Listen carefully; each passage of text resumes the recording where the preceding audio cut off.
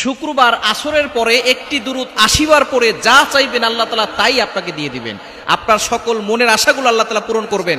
অনেকেই বলেন, হুজুর আমরা দোয়া করি, দোয়া কবুল হচ্ছে না, মনের আশা পূরণ হচ্ছে না, আল্লাহর কাছে চাচ্ছি পাচ্ছি না।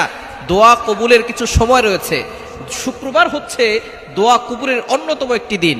জুমার দিন leader of the all day, সকল দিনের সর্দার হচ্ছে জুমার দিন, সাইয়্যিদুল আইয়াম, নেতা হচ্ছে জুমার দিন। এই জুমার দিন আল্লাহ তাআলা অসংখ্য অগণিত মানুষের গুনাহ খাতাগুলো মাফ করে দেন এবং তাদের দোয়াগুলো কবুল করে নেন।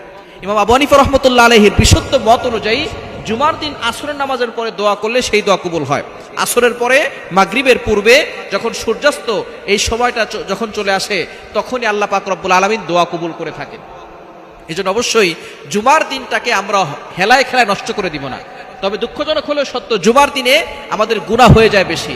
বিভিন্ন ধরনের অনুষ্ঠান এই জুমার দিনে করা হয়। মুসলমানের অনুষ্ঠান, বিয়ের অনুষ্ঠান, তারপরে খাতনার অনুষ্ঠান, যত ধরনের অনুষ্ঠান আছে, গায়ে হলুদ, এগুলো সব জুমার দিনে করা হয়।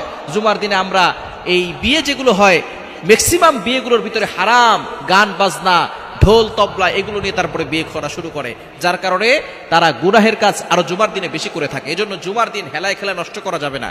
জুমার দিন আসরের নামাজের পরে এই দুরূদটা ৮০ বার পড়বে। ওয়ালাউ দাইফান, তবে আমলযোগ্য, আমল করলে আল্লাহ পাক রব্বুল আলামিন ৮০ বছরের গুনাহ ক্ষমা করে দিবে এবং ৮০ বছর ইবাদত করলে যে সওয়াব হয় সেই সওয়াব আল্লাহ তাআলা আমল নামায় দিয়ে দিবে। এখন আমাদের গড় আয়ু হচ্ছে ৭০ বছর, ৬০ থেকে ৭০ বছর গড় আয়ু। সুতরাং আপনি যদি ৮০ বার পড়েন, ৮০ বছরের গুনাহ মাফ এবং ৮০ বছর ইবাদত করার সওয়াব। দুরূদটি পড়ার দরকার আছে না নাই? দুরূদটি হচ্ছে আল্লাহুম্মা সাল্লি আলা মুহাম্মাদিনিন নাবিয়্যিল উম্মিয়্যি ওয়া আলা আলিহি ওয়া সাল্লিম তাসলিমা।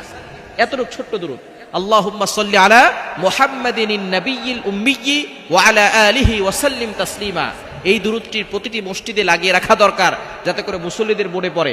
আসরের নামাজ আপনি যেখানে পড়বেন সেখানে বসেই কারোর সাথে কথা না বলে ৮০ বার পড়বেন।